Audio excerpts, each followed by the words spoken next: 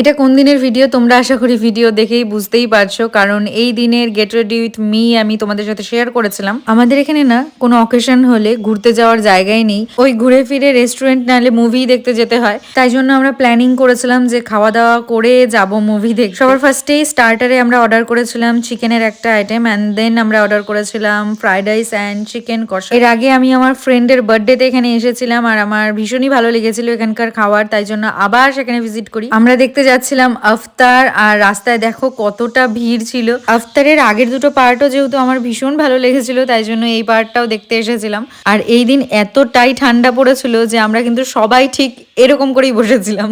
Movie শেষ হওয়ার পর আমরা সেখানেই বেশ কিছু ছবি তুলি অ্যান্ড দেন বাড়ির দিকে রওনা দিই। তো এই ছিল আজকের ভিডিও, তোমাদের কেমন লাগলো আমায় অবশ্যই কমেন্ট করে জানাও। আর যারা যারা আমার চ্যানেলে নতুন তারা কিন্তু অবশ্যই সাবস্ক্রাইব করতে ভুলো না। তো চলো আজকের মতো টাটা, দেখা হচ্ছে খুব তাড়াতাড়ি নেক্সট ভিডিও।